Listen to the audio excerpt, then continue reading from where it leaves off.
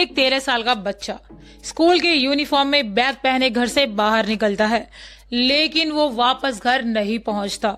क्यों? क्योंकि उसे रास्ते में ही अरेस्ट कर लिया जाता है एक खून के इल्जाम में।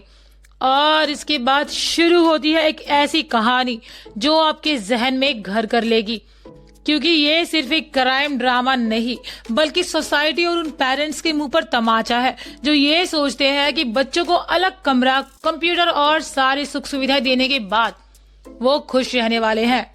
उन्हें सब नॉर्मल लगता है जब तक कि कोई बहुत बड़ा हादसा नहीं हो जाता। सो गाइस, आज हम बात करने जा रहे हैं नेटफ्लिक्स की 4 एपिसोड मिनी सीरीज एडोलसेंस की। एडोलसेंस लाइफ का वो समय है जब बचपन की मासूमियत ढलने लगती है और जवान होने का एहसास अंगड़ाई लेने लगता है। ये सीरीज क्राइम, सोसाइटी और डिजिटल दुनिया की असलियत को ऐसे पेश करती है कि आपका दिल दहल जाएगा। तो बिना टाइम वेस्ट किए चलिए जानते हैं इस सीरीज के बारे में इन डिटेल्स। सीरीज की शुरुआत होती है एक आम सुबह से। पुलिस ऑफिसर कैजुअली बात कर रहे होते हैं, सब नॉर्मल ही लगता है, लेकिन बस कुछ ही मिनट्स में ये आम सुबह तब बदल जाती है जब पुलिस फोर्स एक घर में घुसकर एक 13 साल के लड़के जैमी मिलर, जिसकी भूमिका निभाई है ओवन कूपर ने, को स्कूलमेट्स की खून के इल्जाम में गिरफ्तार करती है। और यहाँ से शुरू होती है एक emotional roller coaster ride. Jamie के पिता Eddie, played by Stephen Graham, को विश्वास ही नहीं होता कि उनका बेटा ऐसी घटना में शामिल हो सकता है। लेकिन सीरीज किसी टिपिकल वुड यूनिट जैसी नहीं है।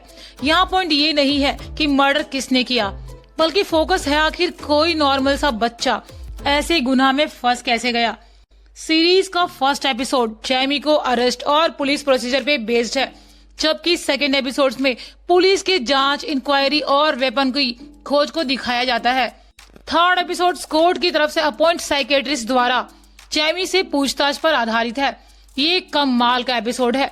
फोर्थ एपिसोड जैमी के परिवार की मनोदशा और सामाजिक सिचुएशन को दिखाता है।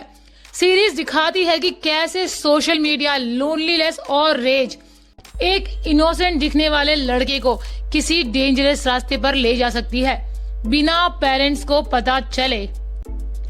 अब बात करते हैं इस सीरीज की एग्जीक्यूशन की, जो इस और भी इम्पैक्टफुल बनाती है।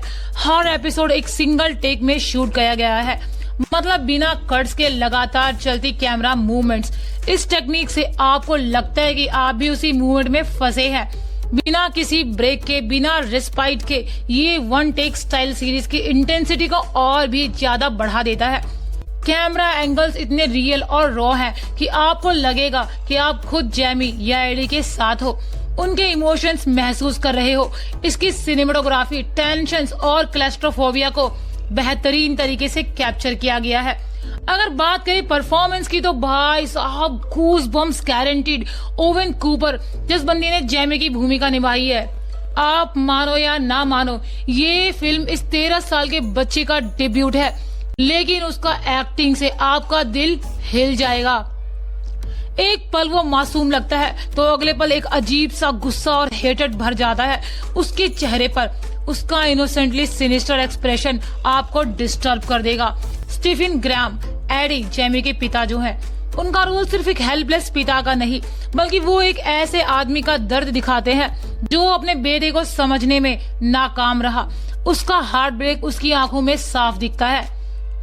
एरन डॉर्टरी, साइकोलॉजिस्ट, जब साइकोलॉजिस्ट और जैमी के बीच इंटरोगेशन होती है, भाई साहब ये सीक्वेंस आपको काफी डिस्टर्ब करेगा।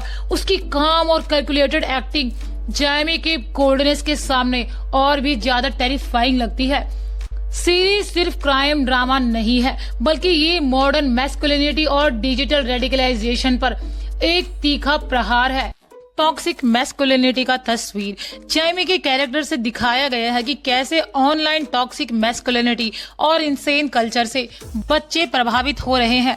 मोनोस्फेयर और इंसेल आइडियोलॉजी जैसे टर्म्स पर जैमी का विश्वास आपको चौंका के रख देगा। पेरेंटल ब्लाइंडनेस स्पॉट, सीरीज दिखाती है कि कैसे माँ बाप को अपने बच्चों की जिंदगी का पता ही नहीं होता। वो समझते हैं कि बचपन का इनोसेंस है, लेकिन अंदर ही अंदर नफरत पैदा हो रही होती है। सोशल मीडिया का असर। एपिसोड 3 में जेमी साइकोलॉजिस्ट से बात करते हुए सोशल मीडिया के कोड्स, इमोजीज, हार्ट्स का मेंशन करता है, जो उसके पिता एडी को समझ ही नहीं आते। ये जनरेशन गैप की कहानी बहुत कुछ दिखाती है। अब चलते हैं नेगेटिव और पॉजिटिव एस्पेक्ट्स की तरफ, लेकिन सीरीज में कुछ फ्लॉज भी हैं, तो let discuss about it. No flashback और बैक स्टोरीज।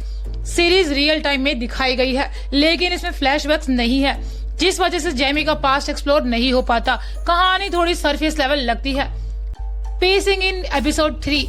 तीसरा एपिसोड पूरा जेमी और साइकोलॉजिस्ट की कन्वर्सेशन पर है, जो आपको थोड़ा स्लो लगता है।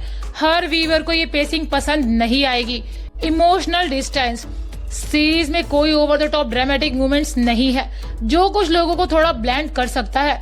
अब चलते हैं पॉजिटिव की तरफ, लेकिन सीरीज के स्ट्रॉन्ग पॉइंट इतने जबरदस्त है कि आप नेगेटिव पॉइंट्स भूल जाओगे।